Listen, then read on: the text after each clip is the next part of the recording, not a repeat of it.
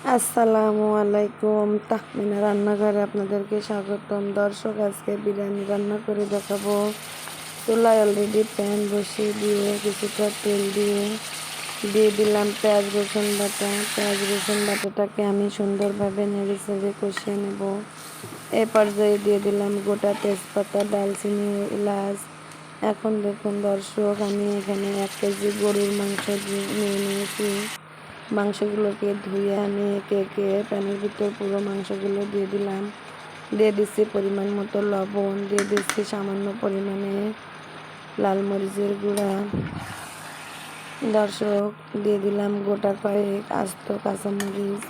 মাংসটিকে আমি সুন্দরভাবে নেড়ে চেড়ে এ পর্যায়ে মাংসটিকে আমি কিছুক্ষণের জন্য ঢাকা দিয়ে দেব। ঢাকনা সরাতে কিছুটা দিয়ে দিলাম আদাটা ফ্রিজে ছিল, ওই জন্য একটু জমে আছে। দিয়ে দিচ্ছি একটু লেবু চিপে, 2-3 টুকরা লেবু চিপে আমি এখানে দিয়ে দেব। টক হইলে কিন্তু ভালো লাগবে। এ পর্যায়ে দিয়ে দিচ্ছি টক দই। আমি কিন্তু মাংসে আগে কোনো মশলা মাখায় রাখিনি। আমি মশলা দেব আর একে একে মশলা দিয়ে মাংসটিকে রান্না করব সুন্দরভাবে। এতে কিন্তু কোনো পানি ব্যবহার করিনি। মাংস দিয়ে যে পানিটা বের হয়ে এসেছে তাই দিয়ে আমি মাংসটিকে সুন্দরভাবে কষিয়ে নিচ্ছি। দেখুন দর্শক, আমার মাংস কষানো প্রায় হয়ে এসেছে। মাংসে আমি আগে থেকে কোনো মশলা মাখিয়ে রাখিনি। আবারও বলছি, একে একে সুন্দর করে মশলা দিয়ে আমি মাংসটিকে কষিয়ে নিচ্ছি। মাংস দিয়ে তেল ছেড়ে দিয়েছে। দেখুন, আমাদের মাংস কষানো রেডি হয়ে গেছে। মাংসের প্যানটা নামিয়ে পুনরায় আরেকটি প্যান চুলায় বসিয়ে দিলাম।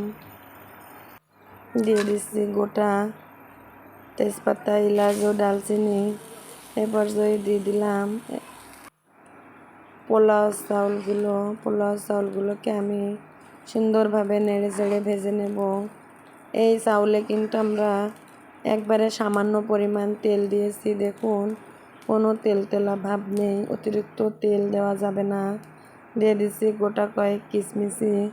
বেশি তেল দিলে কিন্তু অনেক তেলা হবে, খেতে মুখে তত রুচি থাকবে না। সিম্পলিভাবে আমরা বিরিয়ানিটা রান্না করব। দেখুন দর্শক, আমি বিরিয়ানিটা কিন্তু রাইস কুকারে রান্না করব। যতটুক চাল নিয়েছি তার ডবল আমি এখানে মেপে পানি দিয়ে দিয়েছি। পানিটা গরম হয়ে গেলে দিয়ে দেব সামান্য লবণ, দিয়ে দিচ্ছি কিছুটা বিরিয়ানির মশলা।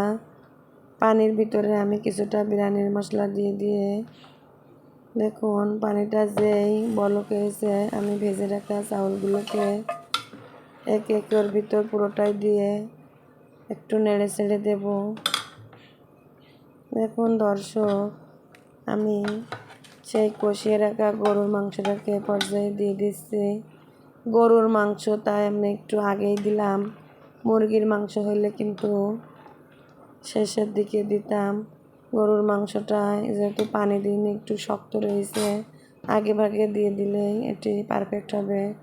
দেখুন দর্শক, বিরিয়ানি রান্না প্রায় রেডি। কি সুন্দর ঝরঝরা দেখাচ্ছে, কালারটাও কিন্তু সেই হয়েছে। দেখুন দর্শক, কত সুন্দর নয় দেখাচ্ছে বিরিয়ানি। এভাবে রান্না করলে কিন্তু খেতে অনেক মজাদার ও সুস্বাদু হবে। আমার প্রিয় বন্ধুরা, বাসায় এটিকে ট্রাই করে দেখুন যে কতটা মজার ও স্বাদের হয় এভাবে বিরিয়ানিটা রান্না করলে।